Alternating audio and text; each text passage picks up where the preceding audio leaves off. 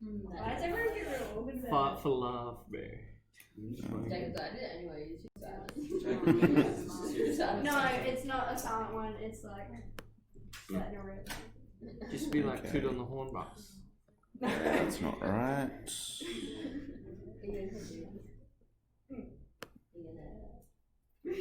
Okay. Ladies and gents, can we? Can I get you as soon as it works? There we go. So, oh no, those are the answers. So we have 5 students and 5 sandwiches.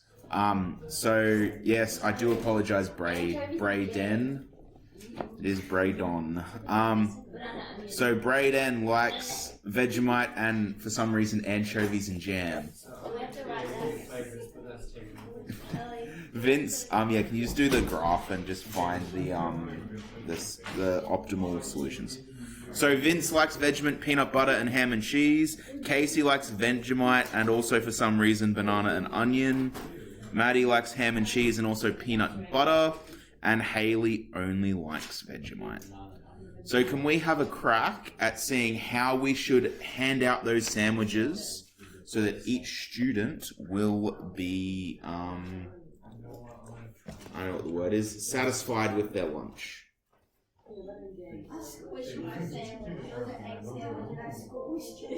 It's like You got a sandwich? I'm doing. Yeah, sort of. Yeah, I do. They're quite nice.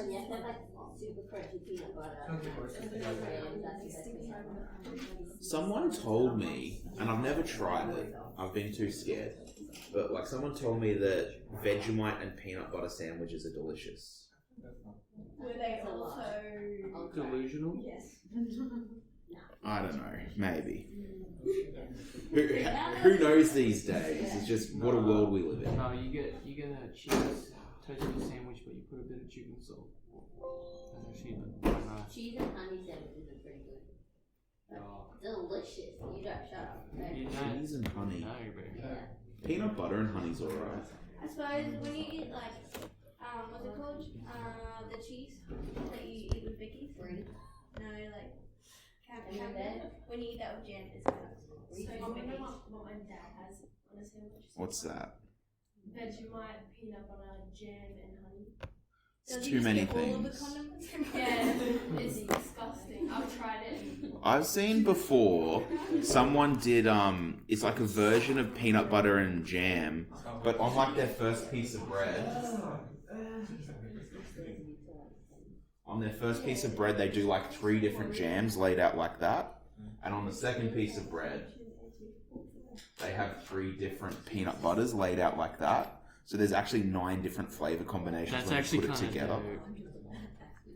of Maybe try that with your anchovies later on. So you know what's a good combination? What's that? Brainwaves and salad. Oh, Actually, there was at my And old hit school. There was a hard. girl, and she just used to come up with snack ideas. Like she'd always like go to Woolies and like just combine snacks for ultimate deliciousness. The most delicious thing she ever had, I think, was she had salt and vinegar chips, and she had like a block of that like Rolo, the chocolate caramel. So you have salt and vinegar with a piece of chocolate that's salt and salt and caramel. Wow. Sorry, I think I had a minor stroke.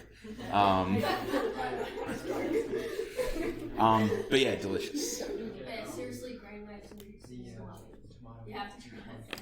I'll give it a go. Guys, I'll give you another 2-3 minutes to do your assignment problem. Remember, straight away, Casey is the only person that wants banana and onion, and I think, well, Haley is a little bit pretentious. She'll only eat Vegemite. She's like, none of that anchovies and jam for me, please. No, it sounds good. You just shuffle it into like a blender. Oh, it's so disgusting. Upend it and just That's a bit. you get like the bread mix into like a taco. Or if you get Yeah, just dip it like a blender. I'm pretty sure there's only one solution for this one.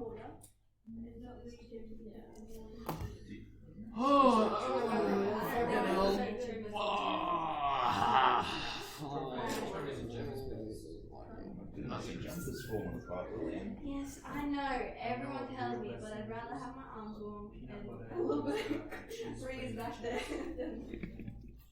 Just buy a new jumper. Off metal. What? Just buy a new one from Kmart. Do they have some nice ones? We don't all have money, so we are trying to save. I am as well, don't worry. You can buy one. Alright, 10 more seconds. That's funny.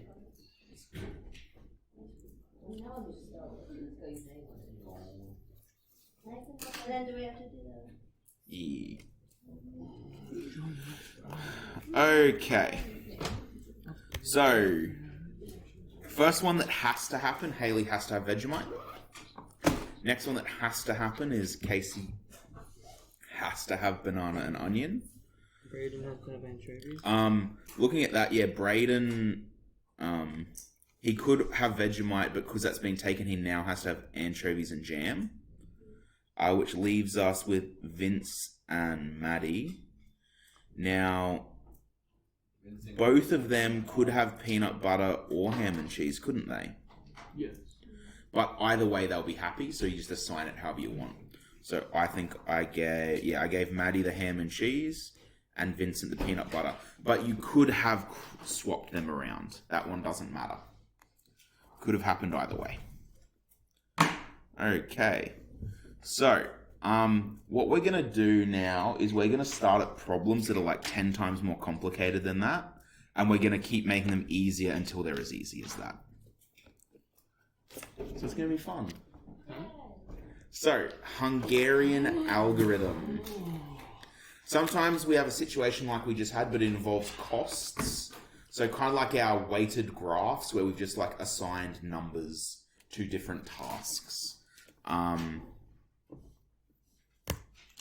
So we want to assign tasks in the optimal way. So what we want to make it so that our overall cost of doing stuff is low. So to do this, we actually end up using matrix operations, but they're kind of hidden. It doesn't look like we're really doing matrix operations. So let's imagine we're picking a team for a triathlon where each person does one event, and it shows us here how long it would take each person to do each event. Now, looking at that, you could probably be like, well, obviously the best person to do the swim is Sarah.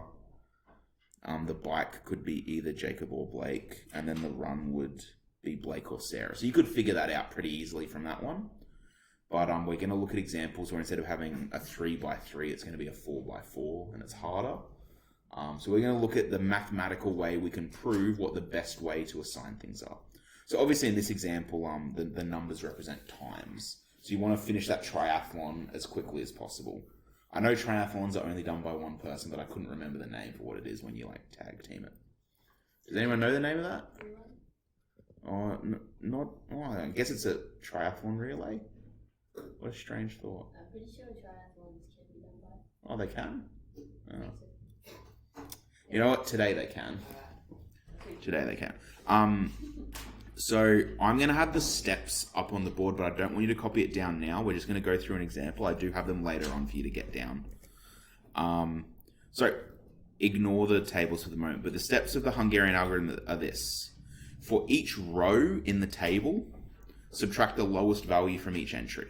So if we look at that first table there, we're going to take each entry and subtract Sarah's smallest time off each entry. So 30 minus 30, 75 minus 30, 40 minus 30. So we get 0, 45, and 10. We're going to do the same for Jacob. So his lowest time is 45. We're going to subtract 45 from each row. So 0, 15, 0. And then the same thing for Blake. We're going to subtract 40 from each row. So there. So what we want to do now, and this is the weird part about this, we want to see if we can cover up every zero in that graph with the minimum amount of lines. And we want to make it so that we have to cover up the zeros with a minimum of 3 lines. That's probably not going to make a lot of sense right now, but I can put a line there, and I can put a line there. So I've used minimum 2 lines to cover up that. For us to be done, we need a minimum of 3 lines. So we need to do something to that bike column to get it down lower. So what we actually do now, if there's, so we're not done. So if a column doesn't have a 0, what we do is we just subtract the lowest value from each entry. So in the bike column, there's 15. So we're just going to subtract 15 from everything in the bike column. So we get 0, 30, 10, 0, 0, 0, 10, 5, 0. Okay, so if we look at it now, let's check using our lines. 1, 2, 3. So that table, we're actually done doing stuff to that table now. There is a step 5. Some problems need a step 5, but we're not going to worry about that just yet. Now that we have all these zeros, what we can do is we draw one of those directed bipartite graphs like we did at the beginning. But everywhere there's a 0, we draw an edge in. So if we look, we're going to have Sarah, Jacob, Blake on one side of the bipartite graph, swim, bike, run on the right. And everywhere there's a 0, we're going to draw a line. So we're going to draw a line from Sarah to swimming. Jacob actually has all 3 of his. So we're going to draw a line 1, 2, 3. And then Blake has his for the run. And from there, we can see how to assign times. So obviously, Sarah has to do the swim, Blake has to do the run, which leaves Jacob with the bike at the end. So the most efficient team has Sarah swimming, Jacob on the bike, and Blake running.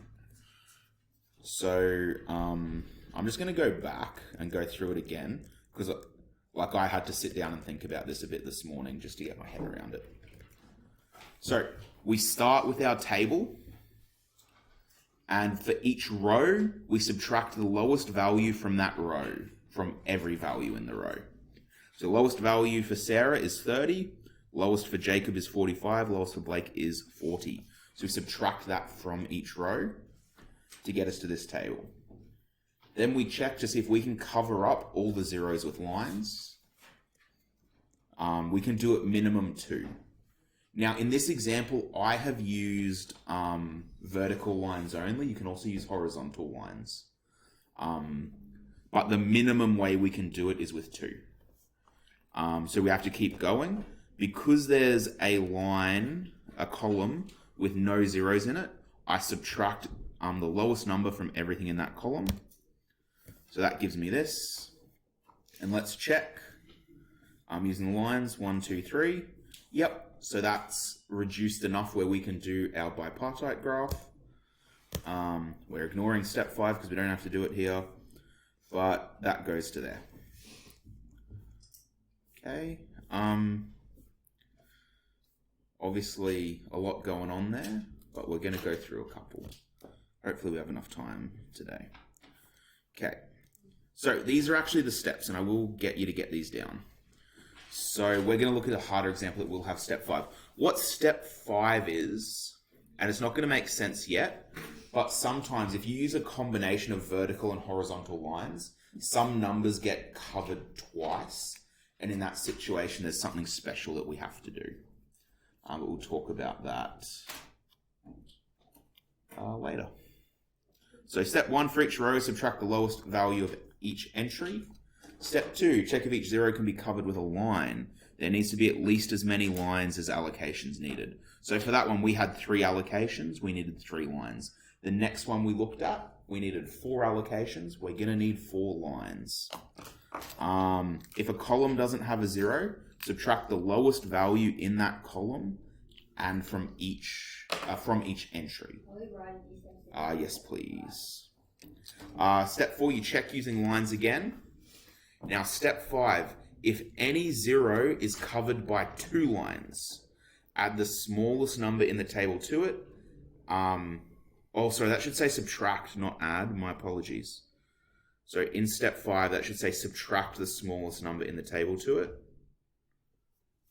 Oh, sorry, no, I did say that right. Add the smallest. The next one should be subtract. So in that second line in red, that should be subtract that number from all remaining non-zero values. And then you draw the graph and assign tasks as required. I just wrote a Speed run. yeah. The bad thing about these problems is, like in the textbook, they just like keep on redrawing it. And it's all right for me if I do it on the board. I can probably just like rub it out. But for you guys, you're gonna have to like redraw the table 2 or 3 times, which is really annoying. But what can you do?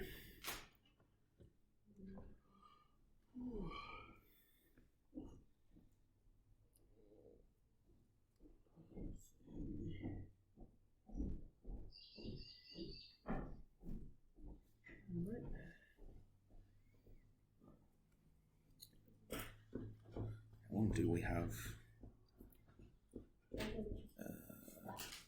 When do we finish? 1:15. Oh, we've got a fair bit of time.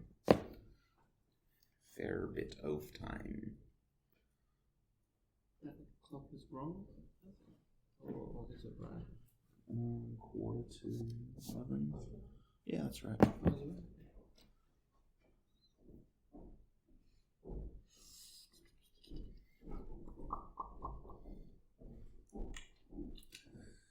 So I'd probably compare these problems kind of like what are they called, the project planning problems, where there's a lot of steps.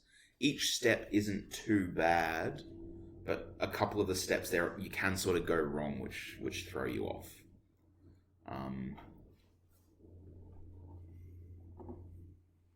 So I'd rate it a similar difficulty as those project planning questions with forward scanning and backward scanning.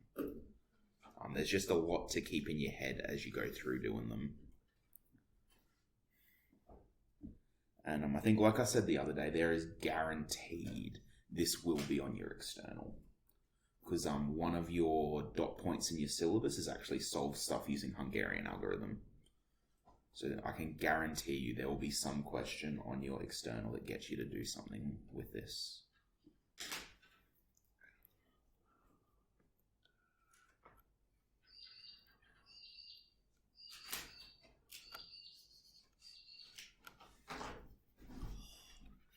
So once we've got this down, I've stolen an example from the textbook.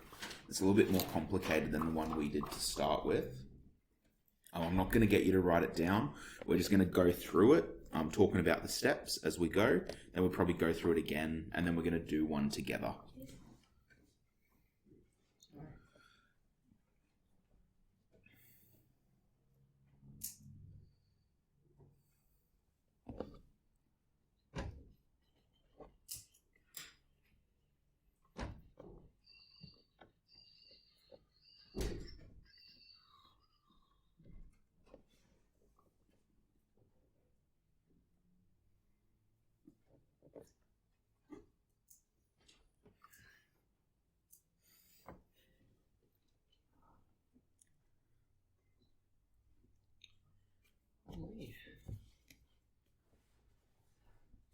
Now I can see how it is to be a teacher.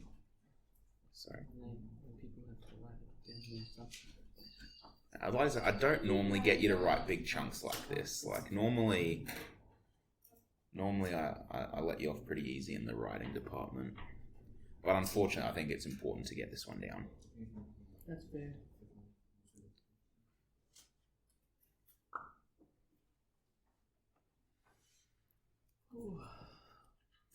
Remember when I first started teaching, I used to make students do so much writing.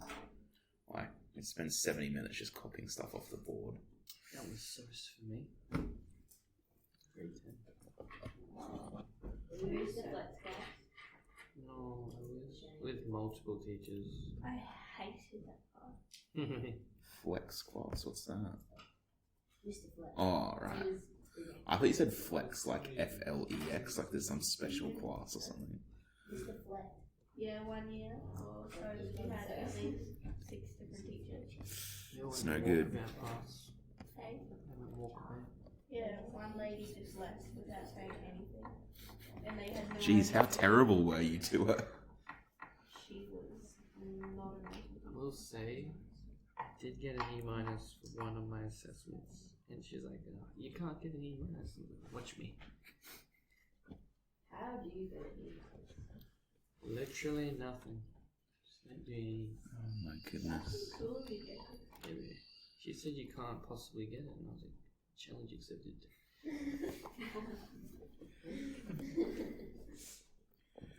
Oh my. So, if you want Jacob to get an A, you just could be like, there's no way you can get an A, Jacob. Challenge accepted.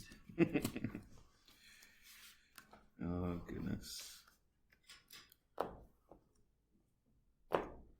Still a couple of people going.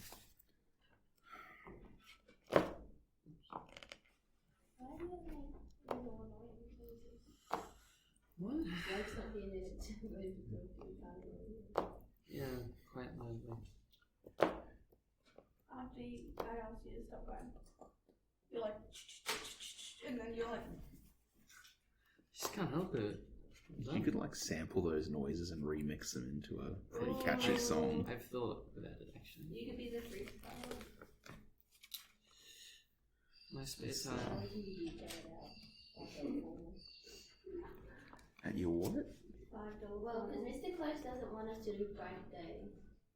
Because, well, and I agree, it's stupid. And then we just have to clean up in the morning, and it's never original or anything. Yeah. So we're thinking of doing like a $5 formal where you can like, and like have like a disco sort of thing under the covered Because the area. fun thing about it is that you're here at night and with your friends, and it's Yeah. good to be here all night and stuff, I guess.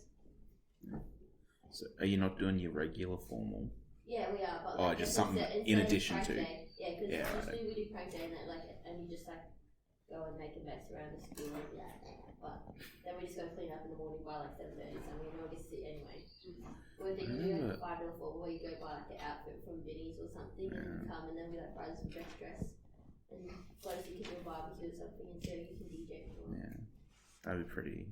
I reckon that'd be Pretty, better than prank day, yeah. but we have to see what everyone else thinks. And then we could do a big games. I would have a pre-planned playlist where it was just playing, but I'd definitely be up there like pretending. Pretend. In the It's the- 70s, this one's for the lovers out there. Yeah, we'll have like a story. Oh no. And like we do like a get away party where you walk down with your dates and like in this horrible outfit that you got from Vinnie's and stuff. I think that in charters they did a similar thing where they stopped. They used to do like a muck-up day, but they stopped it because it was just silly. Like, and people would do stupid stuff. Like I remember one year someone got mayonnaise and put it on all the banisters around the school, and, like on all the door handles and stuff. That's pretty. But all it meant was the cleaners just got called in early, and they had to walk around the school like. It's because like if the cleaners. That's like last year, Khalil and Matt put like cornstarch and water. You know how it goes like Oh. he put it in like all the windowsills and all over the windows, so they just Yeah. And then they put flour in the bubblers. yeah, Oh, like, that's it's gross. stupid. They put But no, like a few years ago in charters, what they did is they just got, you know how you can get those like quick fill water balloon things? We just put the thing over the tap and it just fills up like 50. They got like a ton of them, and there was just like a ton of water balloons, and they just said like, okay, year 12, you're having a giant water balloon fight on the oval. Yeah. I mean, that's such to pick up the rubbish afterwards, but still, that would be pretty fun. Anyway, I think we're all ready to go. So let's have a look at this. So, this is the example I ripped from the textbook. So you have 4 employees, and there's 4 tasks to do. So for some reason, they decided to make the employee names W, X, Y, and Z.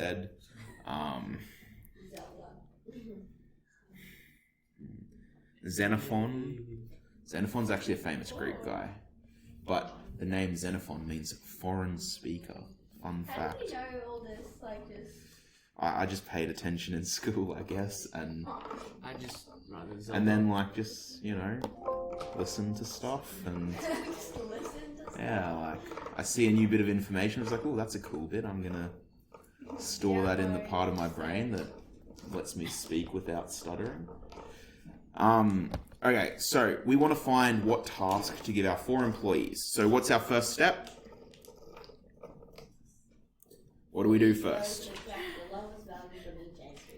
Yep, so from Wendy, we're going to subtract 30 from everything. From Xenophon, 30 from everything. Yolanda, 30 from everything. And Zelda, subtract 20 from everything. So there we go. write the graph, draw the graph.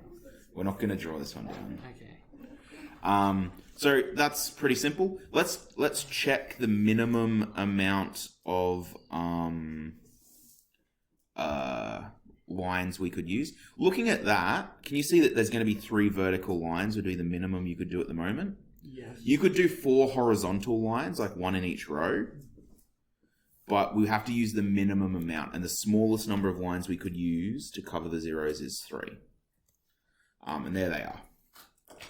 So we check using lines. So because there is still, we've only used 3 lines, we want to use 4. You have to subtract. We have to do from that column, subtract the lowest from everything. So we're going to subtract 10 from everything, which gives us this. Now let's find, yes, we've done that.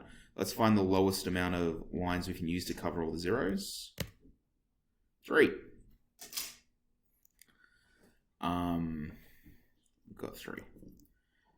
So you can use horizontal and vertical lines. So looking back, can you see we could have used 4 lines, but the least amount of lines we could use is 3. 1 horizontal, 2 vertical. Okay. So at that stage, this is that step 5. The smallest uncovered element is 10. So we add 10 to the ones where it's crossed over twice. And then we subtract it from everything that's uncovered.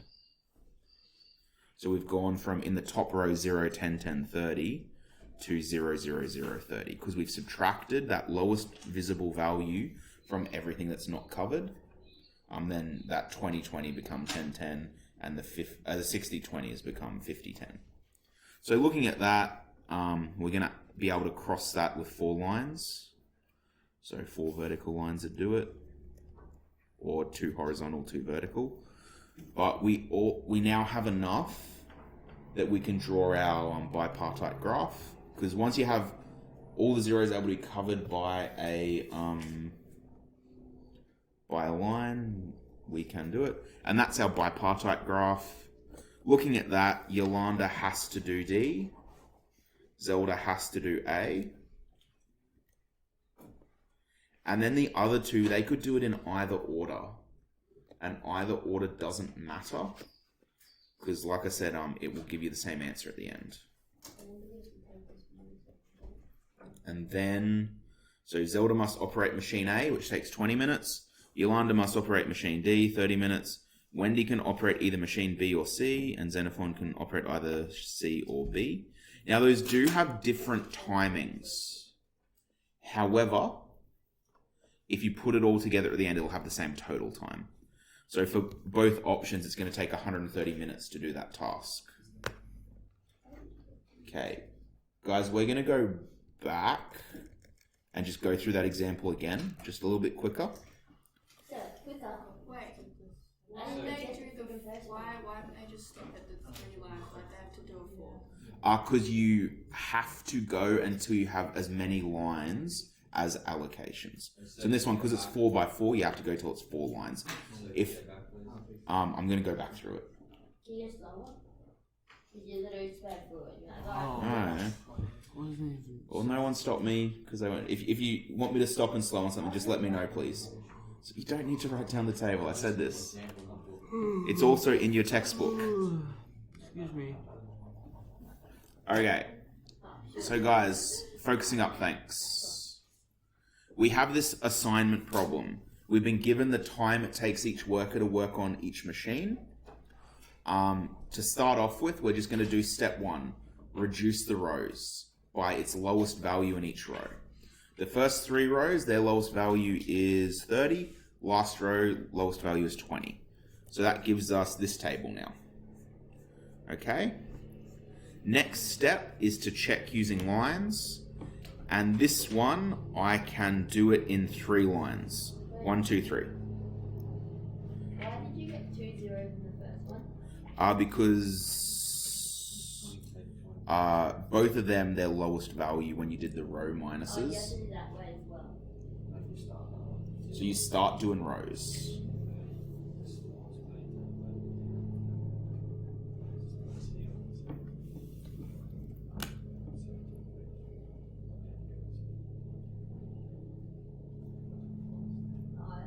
Okay. So we have a column that still doesn't have a 0 in it. So we just take the smallest value from that column and minus it from every other value in that column. Which gives us that C column, everything gets subtracted by 10, or has 10 subtracted from it, I should say. And then what we have to do is check using lines again. Now, this is the textbook didn't explicitly state this, but the way I find, make sure that you use the least number of lines possible. Do your lines straight away so that you cover at least 2 zeros. So if you look at that, if we do a vertical line down that first column, it'll cover 2 zeros. If we do a horizontal line through the second row, that'll cover 2 zeros. Then there's only 1 0 left, so we can either do a vertical, horizontal line, whatever, which will cover it, which gives us this. Now, because 2 things are being covered, what we do from those values, we add the lowest weight. So the smallest uncovered element is 10. So we add that to the 2 things that have been covered twice by our lines. And then we subtract it from everything that isn't covered. What do you mean by it's covered twice? Because you see how it's got the vertical line, the horizontal line cross over at those 2 40s? Yeah. So because they've been covered twice, like by the 2 lines. 0 is covered by 2 lines. Yeah, that's probably a typo from me. Okay, so if it's any number. Any value, yeah. Any value. Go back and change it, like. That might be a good idea, yeah. Whoops. That's why I was a bit confused. Alright. Yeah. I will own up to the fact that I've never done Hungarian algorithm before, so I was teaching myself as well as you guys. Wait, sir, so once you do that, you're stuffed around that C column. Yep. You can get 4 lines. Why can't you stop there? Because you've got 4 lines. Because you can do it with 3, and you have to choose the minimum amount of lines possible. So, because that one you can do it with 3, you have to keep going. You don't seem very satisfied with that answer. It's a little confusing, but I'm starting to get it now. I think the problem with this is that we're actually doing matrix operations, but instead of telling you, oh, we're going to use matrix operations to do this, they've put this other, like we're just using a table and we're covering stuff with lines. And I'm pretty sure all of this has a link back to matrix operations, but because matrix operations isn't in the Year 12 syllabus, we're just sort of like, being, oh, you cover it with a line, when there's an actual operation that you're kind of doing in that. But like I said, I'm still learning this myself. Like that, that's 4. Right? They don't all have to be vertical lines. Yeah, but you just say I did like that. Yeah. So what do you do next? Then you draw a bipartite graph where each 0 represents an edge. So you just stop there. Yeah. You gotta make it the minimal one. Yeah. As little lines as possible. So like if you go, can you see here where the 3 crossed over, where I've used the 3 lines? You could do 4 lines there if you just did 1 per column. You would use 4 lines. But it's not going to give you the smallest possible final answer, because you can do it in 3 lines instead of 4. Okay. So yeah, so we subtracted 10 from all the uncovered values, and added 10 to the ones that were crossed over. Okay, so that gave us this. We could do it, we can cover them all up in 4 lines. Can you see once again, they've tried to cover them so that the first line they used was that top one. It got 3 zeros on the one line. The second line they've done is the second horizontal one. It's crossed out 2 zeros. And then the other 2 zeros they've done with a line. So the smallest way you could cover up all 4 of those is with 4 lines. So I got it in 3. You can cover up, from this one, you can cover them up with 3 lines. You just said you have to do it 4. Yeah, so where would your 3 lines go that would cover everything? Like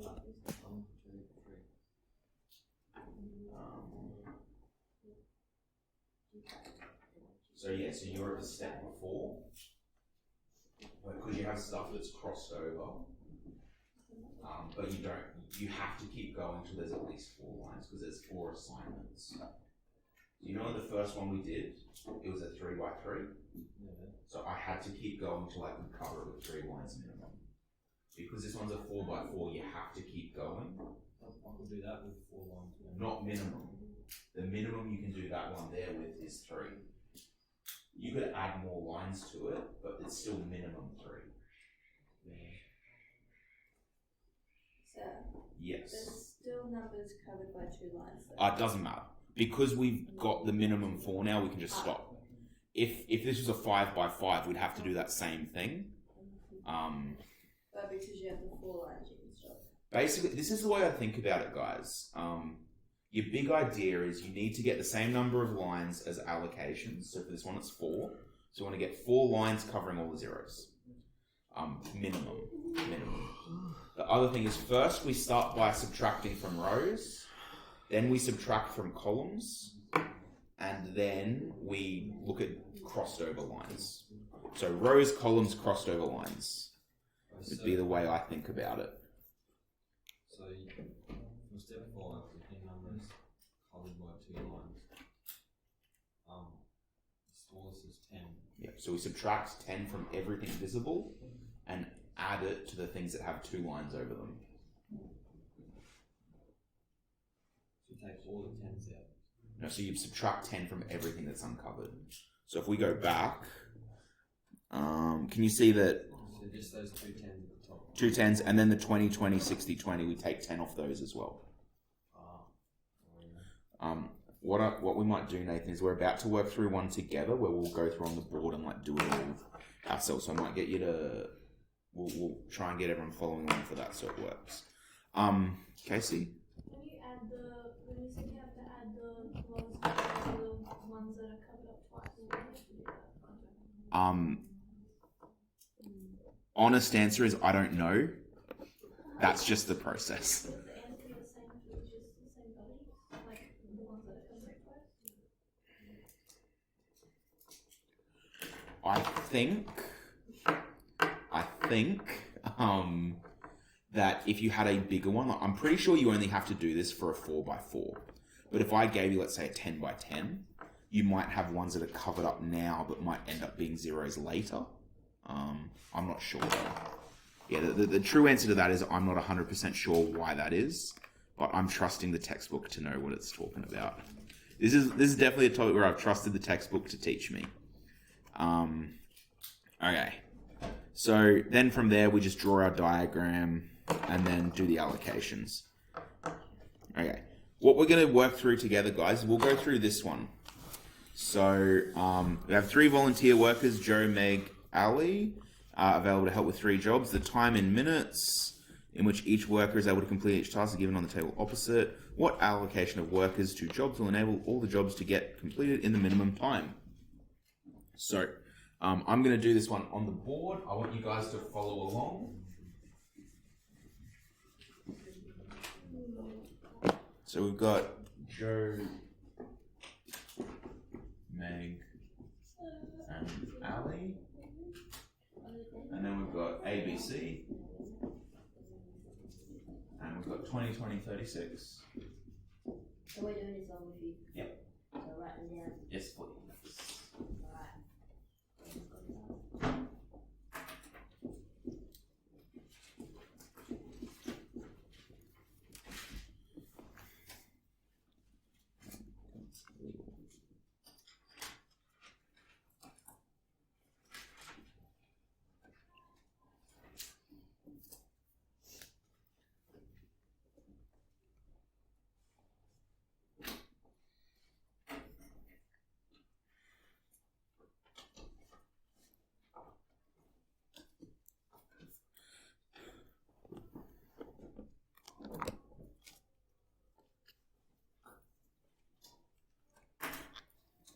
So, Braden, what's our first step going to be?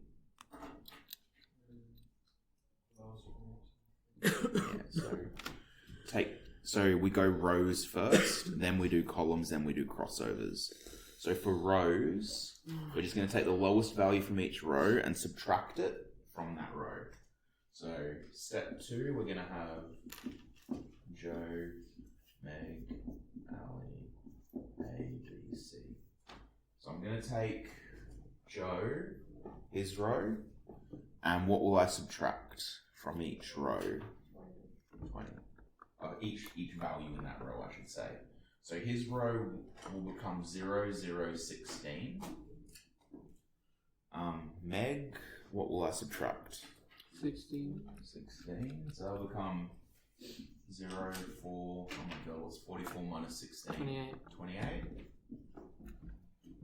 And then the third row for Ali, I'll subtract 26 from everything in that row. So that will become 0, 0, 8. Now I think this goes into what you were saying before, Nathan.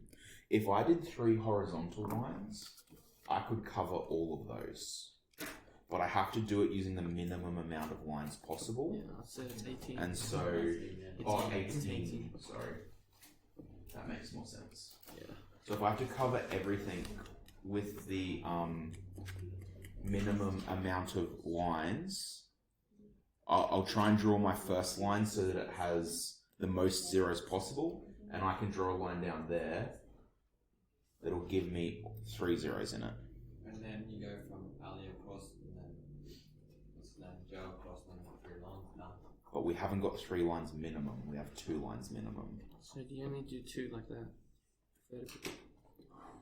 And like I said, guys, the reason I'm doing the 2 vertical lines is I looked at this and said, oh, with a single line, I can get 3 zeros in it. For the next one, I can get 2 zeros in it. And then I'm out of zeros. So if I've done that, my next step is to do columns. So I have a column with no zeros in it. So I'm going to subtract the lowest, which is 16, from everything in that column. So why do you need to get a 0 in every column? It basically means that when we get to our bipartite graph at the end, there'll be enough allocations to properly do it.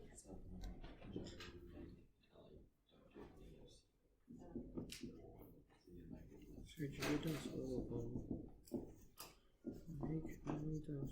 So column A and B are going to stay the same. So A will still be 0, 0, 0, and then 0, 4, 0. And then C, we're going to subtract the lowest, which is 16 from everything. So that'll become 0. What's 12? And 2. Yep, that makes the 3. So then Yep. you can So- do bipartite graph. So let's check how many lines it's going to take us to cover all of this. There's 2 ways that I could get 3 zeros in a row, so I'm going to do it the vertical first.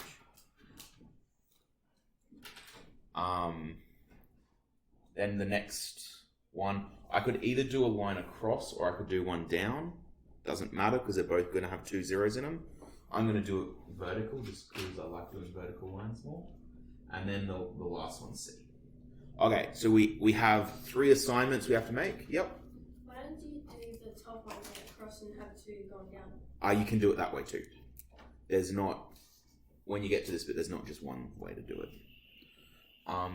We have 3 tasks that we have to assign, A, B, and C. We need 3 lines covering all the zeros minimum. Is there a way we could cover those zeros with less than 3 lines? No. So because of that, we can now draw our graph. Joe can only do C, Meg can only do B, Ali can only do A. A, B, C.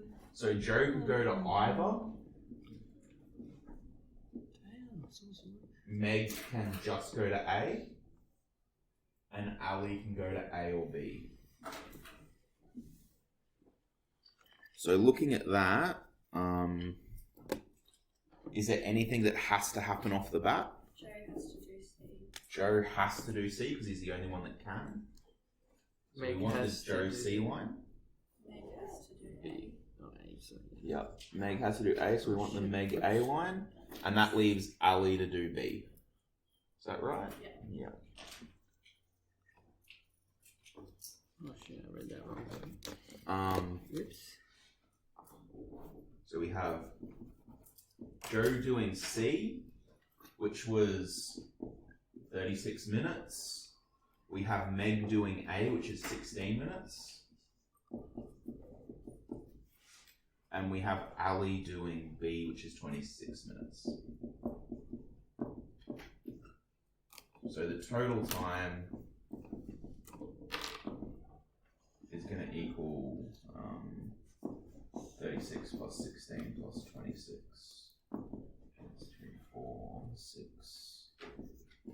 It's going to take a total of 78 minutes to do all of those tasks. This is something that I struggled with when I was looking, when I was teaching myself this, is we've just come from project planning where there can be multiple things happening at once. But for Hungarian algorithm, we're assuming that Ali can't do activity A, or kind of similar to it actually. Ali can't do activity A until Meg's done activity...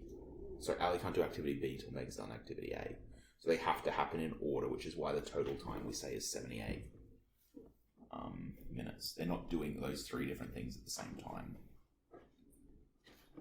That was something that confused me a little bit when I was looking at this. We will continue this on Thursday, our one remaining lesson this week. Oh, that's sad we have to miss out on Friday. And next week we also miss out on Thursday, Friday. Yay. So on Thursday we'll probably just spend the lesson going through the practice on these ones. We'll probably go through one or two more on the board together. Are we feeling a little bit more confident with how to do those ones? Yeah, definitely. See how we go on Thursday if we remember it.